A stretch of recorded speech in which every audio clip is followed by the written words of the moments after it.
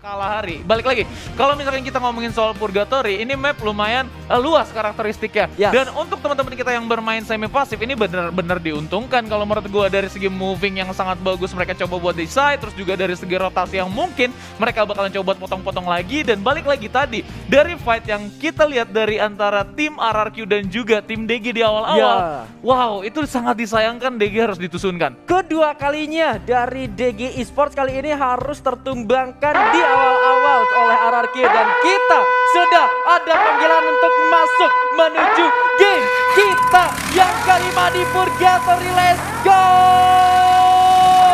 Yo, jangan lupa buat teman-teman ya, langsung aja like, comment, dan juga subscribe. Kita bakal langsung masuk ke arah map yang kedua dari Purgatory di hari ini. Wow, Marble Worknya Blue Zone, Pak. Ini bakalan jadi rebutan nampaknya, tapi kayaknya dari tim Aura nggak tertarik lagi buat turun di arah Marble Work. Gue kayak pengen nabrakin satu tim yang ada di Barat Brasilia kali ini. Hayu banget deh Aura pokoknya, termasuk dari Island of Gods pun. Dari IOG masih turun di Brasilia, dan ada Dranix nih sekarang nih.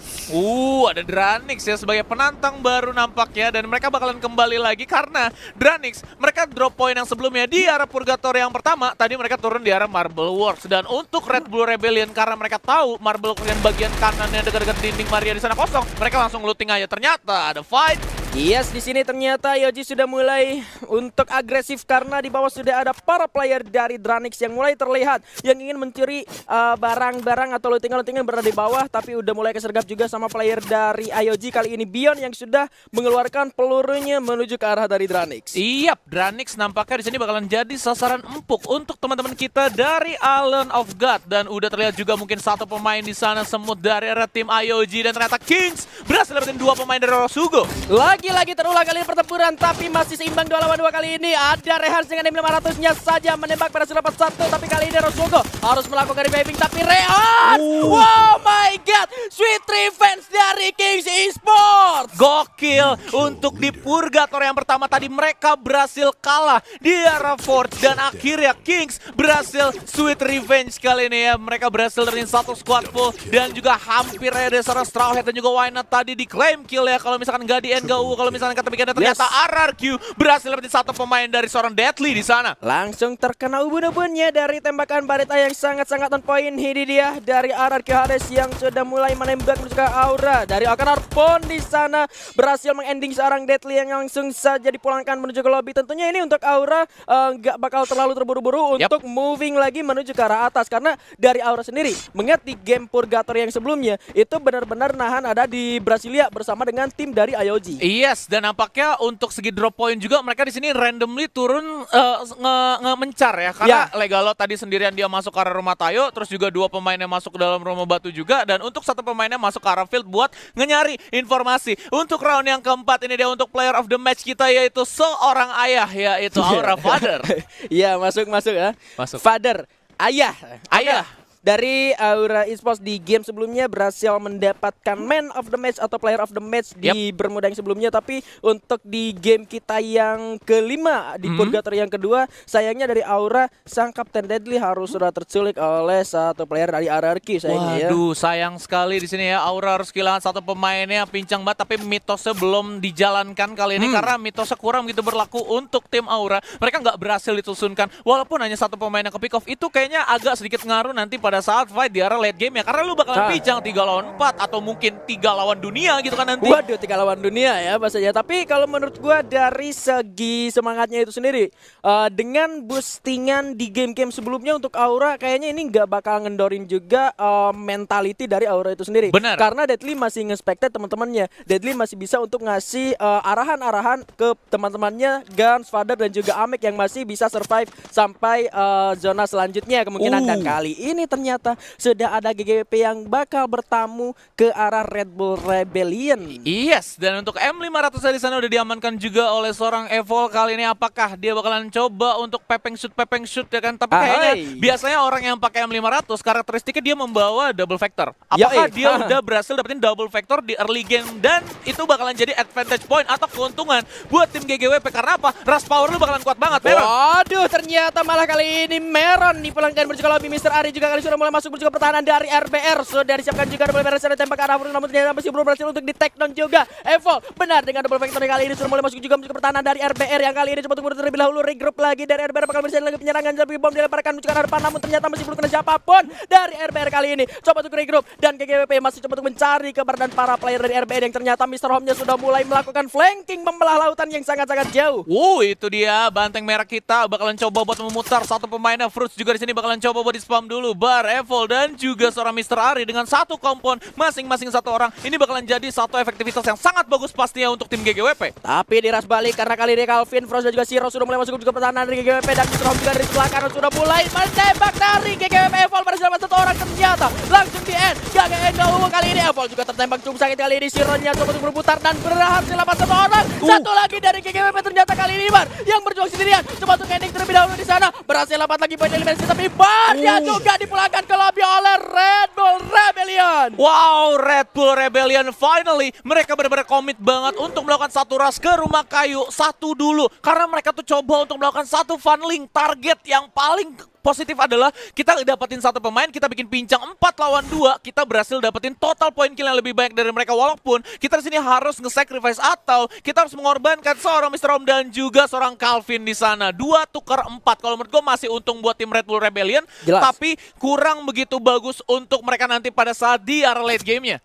Yes, dan ini dia kita sudah berpindah menuju ke arah Aura Esports dan ternyata dari Father yang tadi berhasil mendapatkan man of the match itu dengan 5 poin eliminasi. Tapi secara keseluruhan untuk Aura di game sebelumnya itu udah dapat kill lebih atau di atas angka 10 di ya? atas angka 10 Betul. benar, 15 tadi kalau nggak salah. Karena Betul. 13 itu berhasil mereka klaim pada saat mereka ada di arah hashtag yang kedua. Dan 2 pemain dari IOG belum mereka klaim dari segi poin kill ya. Dan nampaknya untuk UAV berhasil deploy juga. Kita nggak tahu nih posisi UAV-nya lagi ada di mana. Kita juga masih belum melihat minimapnya di sana. Tapi dari minimap kita terlihat 3 tim yang masih tersisa di arah Brasilia, yaitu dari tim Aura Esports, dari The Prime, dan juga IOG yang masih setia sekali untuk di arah Brasilia rumah 13.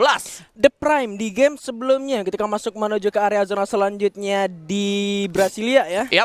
The Prime mereka ada di kontrakan yang 2 itu yang di bawah ya. Tapi sekarang sudah agak sedikit berpindah menuju ke arah kontrakan yang ada garasinya. Benar, dan ini why not nih melewati rumah rusak atau broken home. Iya, rumah rusak memang bahasa Inggrisnya emang broken home. Bisa lah bahasa Inggris lah ya sekarang ya. Bisa. Udah bisa bahasa Inggris aku loh. Ya oke, dan dari King sendiri nih. Dari Purgatory yang pertama yang tadi sempat dipulangkan di posisi ke-12 oleh para player dari Rosugo.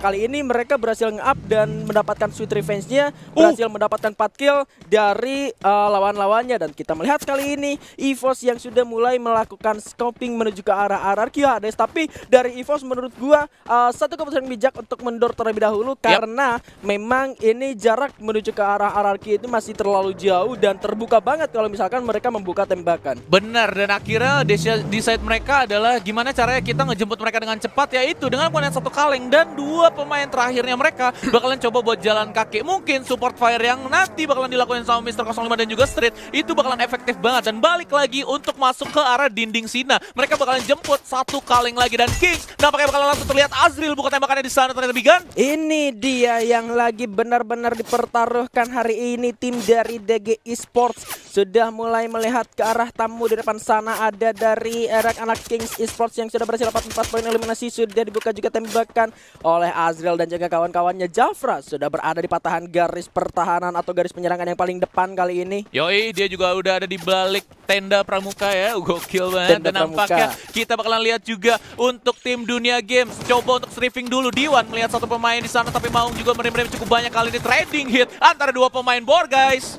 Berhasil mendapatkan seorang Souls dari sana, akankah selamat? Tapi kali ini masih ada tembakan balas juga ternyata Scooper juga aduh kena juga. Diwan juga harus tersyukurkan. Souls juga berani kali ini memulangkan First Rider menuju ke arah lobby. Yes, ini dia First Rider finally dipulangin juga dan nampaknya mereka bakalan kedatangan tamu juga karena tim DG di sini udah melewati stasiun Tanah Abang, bakalan coba buat naik juga di sana. Ada 1 rumah labirin yang bisa mereka amankan harusnya. Tapi ada rumah hijau juga. Ini bakalan jadi pilihan untuk tim Dunia Games, kalau misalkan mereka mau ada di area rumah hijau, mereka bakalan ketemu chance-nya besar banget dengan tim Dranix. Tapi kalau misalkan mereka ke arah rumah Rabiren, ini ngebikin flexible move mereka. Kenapa? Lu bisa naik nanti ke arah field atas dan lu bisa ngamenin beberapa pohon yang ada di sana dan lu mungkin bisa pindah ke arah rumah merah yang sebelumnya di Purgatory pertama udah mereka amankan.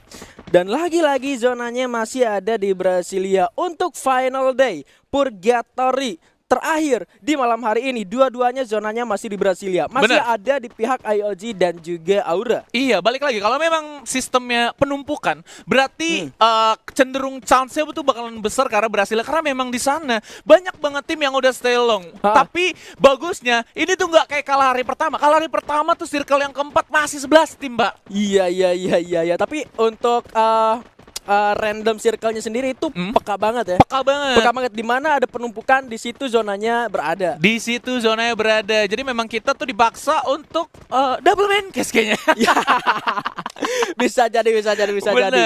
Dan dari EVO sendiri mereka sudah berhasil mendapatkan satu checkpoint. Ini cukup menarik, permainan ataupun satu checkpoint yang dipilih oleh para player dari EVO ini merupakan salah satu tempat terbuka. Kalau misalkan itu mobil diturunin dari atas itu kayak bisa keselip-selip aja tuh. Dan di sana benar-benar nggak ada obstacle dan mungkin mobil yang bisa mereka jadikan sebagai obstacle. Terus mereka juga lagi ngelakuin farming di sana. Benar.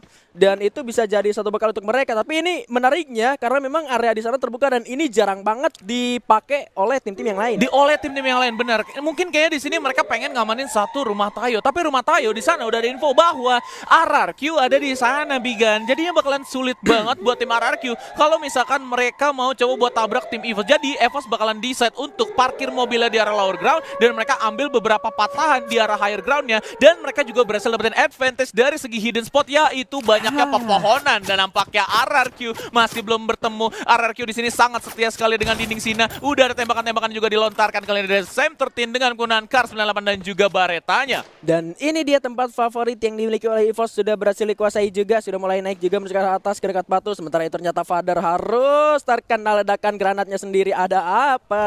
Ayah. Ini ada apa dengan Aura? Tadi Guns. Oh iya, tadi Guns. Sekarang Father ya. Betul. Baru ingat. Tadi emang ya dari Guns yang ngelontarin bom terus kena sendiri juga. Sekarang Father ada apa? Coba untuk diselamatkan terlebih dahulu dengan segera seharusnya kali ini. Dan berhasil diselamatkan juga. Sementara dari EVOS sendiri mereka belum mau untuk terlalu gegabah melakukan racing karena EVOS juga benar-benar butuh poin. Hanya sisa 2 game saja. 2 game saja, let's go EVOS Macan Putih. Kalian bisa ngelakuin ini, sisa 2 map lagi dari ini guys. Dan untuk Aura, walaupun mereka kehilangan satu pemain, mereka bakalan coba untuk naikin agresivitas mereka dengan cara lu landmine lu taruh di sana dan mungkin beberapa baiting juga di sana udah dilakukan dan hampir aja. Lagi-lagi ini dari tim Aura kenapa? Dengan sobat-sobat bundir kita. Iya. Soalnya dari tadi 2 orang, 2 map gitu kan.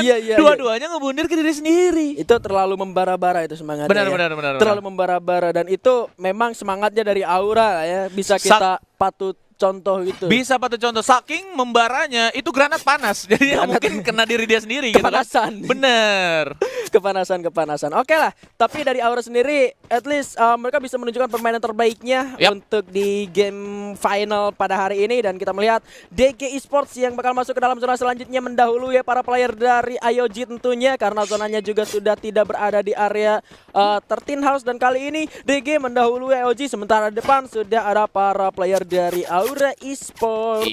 Klasik banget kalau menurut gue ya di sini dari tim IOG. Mereka ngamanin rumah kuning dan juga lantai paling atas atau atapnya menjadi seorang parkour bisa dibilang ya dari seorang Beyond di sana. Dan mungkin kalau misalkan kita lihat dari segi karakteristik zonanya, mereka yang ada di arah Brasilia bawah rumah 13 bakalan kepaksa untuk ke arah rumah 7 moving ke arah next circle pasti ya di sini Bigan. Ya ampun. Lagi-lagi ini bakalan fight kayak tadi di Bifrost.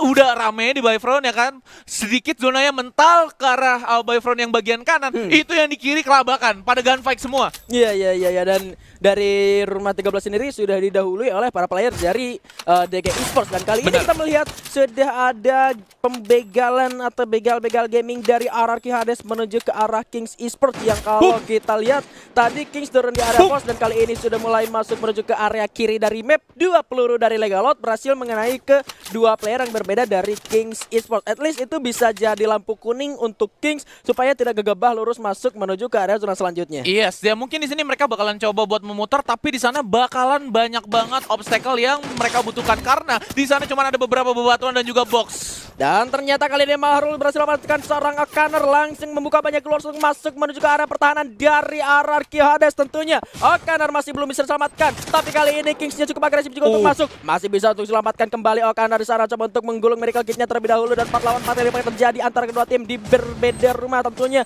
Ada lemparan beberapa bom menuju ke arah lawan-lawannya juga ternyata Legalon. Harus di take down begitu saja. Okaner masih terdiam, belum menggulung Miracle Kit-nya, tapi Kings-nya kali ini sudah melakukan racing menuju ke arah RRQ Hades tentunya. Bakal jadi agresif Strawet dengan double minta dia bersama beberapa orang, 2 orang lagi dari arah Hades, 1 lagi seorang Valensa di belakang. Kali ini akankah ini menjadi kemenangan untuk Kings karena 1 lawan 3 Valens gagal. Kings cukup agresif tapi ini belum selesai karena EVOS juga masih bisa untuk menembak menuju ke arah pertempuran yang terjadi, dan 2 orang mencoba untuk menyelamatkan dirinya dari Kings Esports. Yes, itu dia perebutan tahta antara Raja dan juga Raja akhirnya dimenangkan oleh tim Kings di arah rumah Tayo tadi, dan Jafra berhasil take down juga oleh seorang Maung di sini dengan M79-nya saat mereka sekali langsung dikonfirm gitu aja killnya. Heyu juga berhasil dapetin 1 pemain gitu ya, Vice bakal langsung dihilangkan juga disadvantage point, dan juga Rulgood langsung diklaim kill ya. Ya ampun, untuk IOG kali ini posisi mereka lagi sulit sekali di bawah di arah lower ground-nya. Ada Dranix, ada Aura, ada The Prime saat ini ternyata Bigan. Dan zonanya mengarah menuju ke arah EVOS, ini harusnya menjadi advantage untuk EVOS itu sendiri.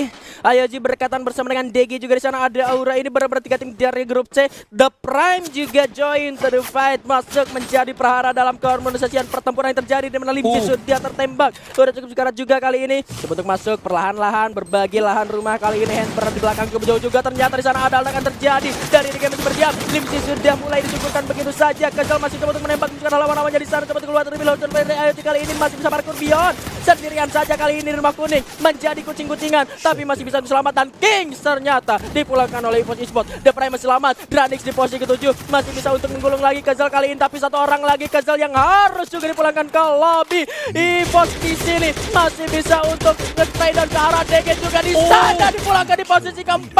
3 tim tersisa. IOG pos di posisi ke-3. Ini artinya masih ada Frus sendirian di belakang yang masih bisa ngumpet-ngumpet melakukan sneaky movement dari arah belakang. Ini yang ditunggu-tunggu oleh para EVOS Flames. Ini adalah purgatory untuk EVOS seharusnya karena Siro sudah mulai terkunci menjadi 4 lawan 1 kali ini bersama dengan 1 rekannya juga. Frus di sana coba untuk ditembakin, tidak menutup kemungkinan juga untuk KBR masih bisa melawan menuju ke arah dari EVOS tentunya. Bom juga sudah dilemparkan ke arah bawah sana. Frusnya sekarang bakal ditembak oleh Mr. 05 tentunya, dijemput didapatkan. Sisa seorang Siro sendirian kali ini. EVOS tidak akan menyerah dan Siro dipulangkan menuju ke lobby. Jangan pernah menyerah jika kamu masih ingin mencoba. Jangan biarkan penyesalan datang, karena ini langkah terakhir untuk menjadi juara EVOS Esports.